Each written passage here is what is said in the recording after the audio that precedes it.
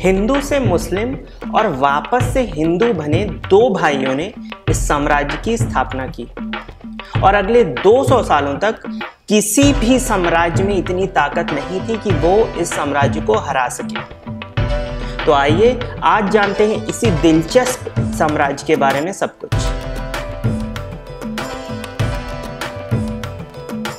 तो जय हिंद दोस्तों, और आशा है कि आप सब अच्छे होंगे। तो दोस्तों, आज हम जिस दौर के बारे में बात करने वाले हैं, ये वो वक्त था जब तैमूर के हमलों से उत्तर भारत में दिल्ली सल्तनत पूरी तरह से बिखर गई थी। इसके विपरीत दक्षिण भारत में जो साम्राज्य सबसे ज्यादा ताकत और तेजी के साथ उभरा वो था विजयनगर एम्पायर।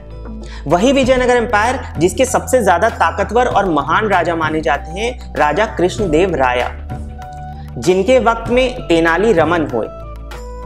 पर विजयनगर साम्राज्य की स्थापना इससे काफी पहले साल 1336 में ही हो चुकी थी। इस वक्त दक्षिण भारत में दो भाई रहा करते थे जो वारांगल के जागीरदार हुआ करते थे और बाद में कर्नाटक के कांपली में वो मंत्री बने। नाम था हरिहर और बुक्का।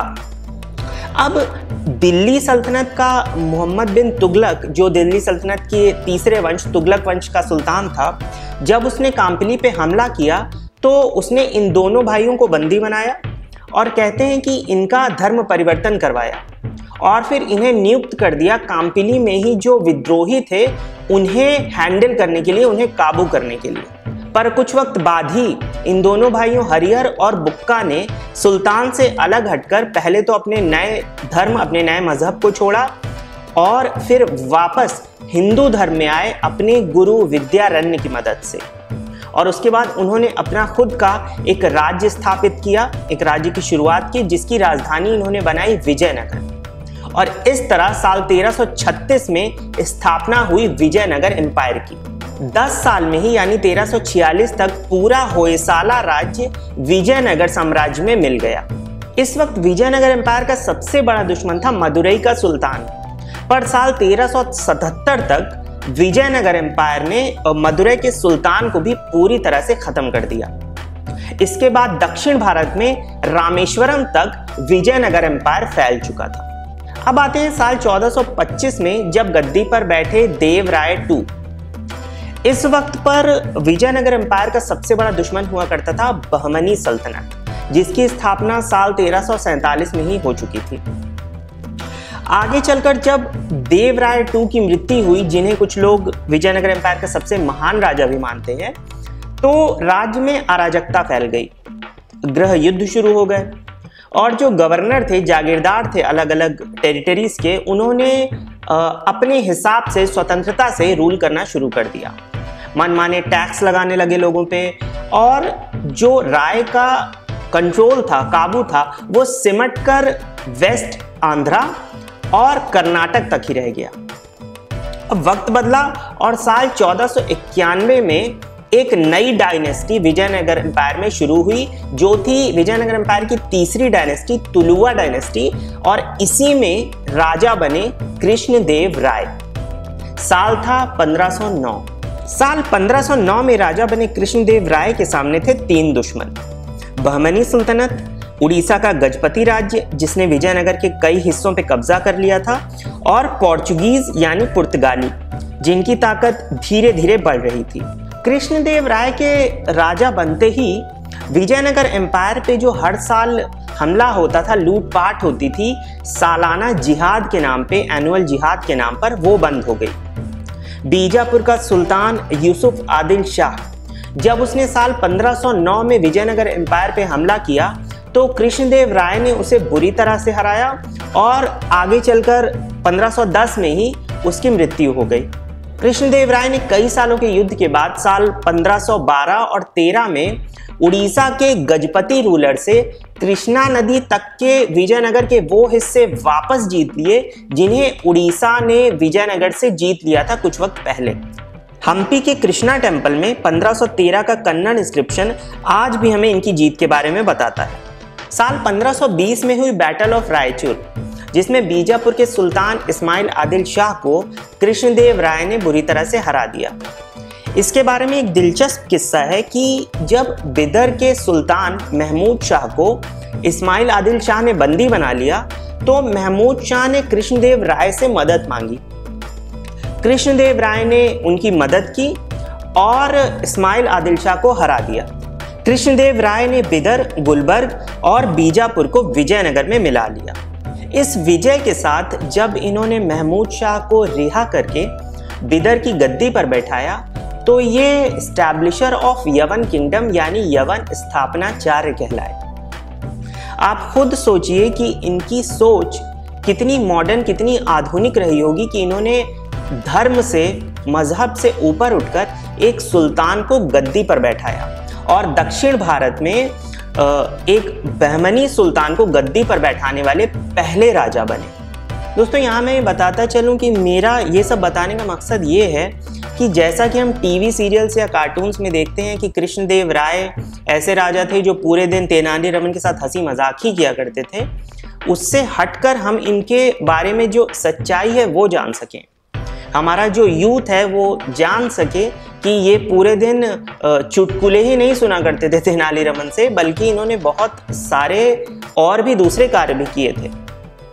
आगे हम तेनालीरामन के बारे में भी जानेंगे और जो इनके राजगुरु थे तथाचार्य, उनके बारे में भी जानेंगे। तो अब तक साउथ इंडिया में, दक्षिण भारत में विजयनगर की आर्मी सबसे ज्यादा ताकतवर हो चुकी थी। ये वो वक्त था जब कृष्णदेव राय की बढ़ती ताकत के चलते पुर्तगालियों ने उनकी तरफ मित्रता का हाथ बढ़ाया था। कृष्णदेव राय ने अपने दूर दूर तक फैले साम्राज्य को एक सूत्र में पिरोने के लिए कन्नड़, तेलुगु और तमिल भाषा के लेखकों को काफी ज्यादा बढ़ावा दिया। हिंदू धर्म को मानने वाले कृष्णदेव राय ने मंदिर, मठ और कई सारे स्कूल्स का भी निर्माण करवाया। ये हर भाषा और मजहब को मानने वाले लोगों को ना सिर्फ सम्मान देते थे बल्कि उनको बढ़ावा भी देते थे।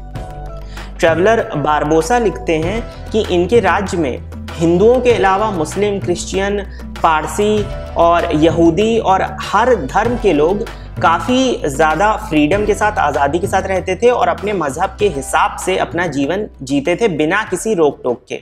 आदिल शाह की हार से जब राज्य में शांति का माहौल बन गया तो कृष्णदेव राय ने अपने 6 साल के बेटे को साल 1524 में गद्दी पर बैठा दिया और वो खुद एक मंत्री के तौर पर काम करने लगे। इसके पीछे कारण ये था कि इससे उनका जो बेटा था उसे राज्य व्यवस्था के बारे में एक अच्छा अनुभव हो सकता था, क्योंकि वो इतनी कम उम्र में ही गद्दी को संभाल लेता। पर जल्दी ही इनके बेटे की मृत्यु हो गई, जिसके पीछे कारण था उसे विष दिया जाना, यानी उसे जहर दे दिया गया था। बेलगाम को आदिल शाह से वापस जीतने के लिए इन्होंने वापस से तैयारी शुरू की, पर जाते वक्त इनका स्वास्थ्य बिगड़ा और 17 अक्टूबर 1529 को इनकी मृत्यु हो गई। कृष्णदेव राया के बाद इनके भाई अच्युतदेव राया सिंहासन पर बैठे। इसके बाद 1543 में इनके भतीजे सदाशिव राया गद्दी पर बैठे। पर असली ताकत थी कृष्णदेव राय के दामाद राम राया में, जिन्होंने बीजापुर, गोलकुंडा और अहमदनगर को हराया। दक्कन की इन्हीं रियासतों ने आगे चलकर राम राया के खिलाफ एक दूसरे से हाथ मिलाया और उन्हें और विजयनगर एम्पायर को खत्म करने की तैयारी शुरू की। साल 1565 में हुई बैटल ऑफ तालीकोट और इसमें विजयनगर की हार के साथ साथ कहा जाता है कि 1 लाख हिंदुओं का कत्ल किया गया। इसके बाद विजयनगर को लूटा गया और विजयनगर एम्पायर पूरी तरह से खंडहर में तब्दील हो गया। ये युद्ध हमारे इतिहास का बहुत ही महत्वपूर्ण युद्ध माना जाता है, क्योंकि कहीं ना कहीं ये एक हिंदू सिविलाइजेशन और मुस्लिम सिविलाइजेशन या हिंदू और मुस्लिम कम्युनिटीज के बीच का युद्ध माना जाता है। ऐसा इसलिए कि इस युद्ध के बाद और विजयनगर एम्पायर की हार के बाद दक्कन में जो इस्लामिक सल्तनत थी वो पूरी तरह से पावर में आ गई। इसके बाद विजयनगर एम्पायर में कई सारे राजा आए, पर उनका प्रभाव दक्षिण भारत की राजनीति पर उतना गहरा नहीं रहा और साल 1646 में श्रीरंग III के साथ ही विजयनगर एम्पायर का अंत हो गया। हम्पी का स्टोन चैरियट यानी पत्थर का रथ आपने जरूर देखा होगा। ये भी कृष्णदेव राय ने ही बनवाया जब ये कोणार्क के सन टेम्पल के चैरियट से प्रभावित हुए। तेनाली रामन, जिन्हें आज हम सिर्फ एक मस्खरे या विदूषक के तौर पर देखते हैं, ये अष्ट दिग्गजों में से एक थे, यानी कृष्णदेव राय के दरबार के 8 तेलुगु प्रकांड विद्वानों और राजकवियों में से एक। कहते हैं कि इन्होंने अपनी बुद्धि से कई बार कृष्णदेव राय की रक्षा की और अपनी सूझबूझ से कई बार उन्हें कुछ कठिन घड़ियों में, कठिन परिस्थितियों में बचाया। इनका लिखा पांडुरंगा महात्म्य एक उच्च दर्जे का काव्य माना जाता है और ये तेलुगु भाषा के 5 महाकाव्यों में से भी एक है। बात करें तथाचार्य की, जिन्हें आज हम तेनाली रामन का सबसे बड़ा कॉम्पिटिटर मानते हैं, तो इन्हीं के द्वारा कृष्णदेव राय वैष्णव संप्रदाय में आए। ये कृष्णदेव राय के राजगुरु भी थे और एक बहुत ही ज्यादा बुद्धिमान और ज्ञानी व्यक्ति थे।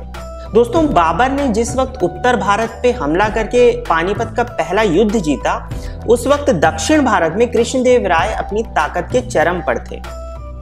ना जाने ये कृष्णदेव राय की ताकत थी या बाबर की दक्षिण ना जाने की चाहत कि हमें कभी भी इन दोनों के किसी भी प्रकार के टकराव के बारे में सुनने को नहीं मिलता। क्या होता अगर बाबर और कृष्णदेव राय आमने सामने होते और इनमें टकराव होता, ये हम शायद कभी नहीं जान पाएंगे। तो वीडियो अच्छा लगा तो चैनल अभी सब्सक्राइब कीजिए और वीडियो को लाइक और कमेंट जरूर दीजिए। मिलते हैं अगले वीडियो में, तब तक टेक केयर, जय हिंद।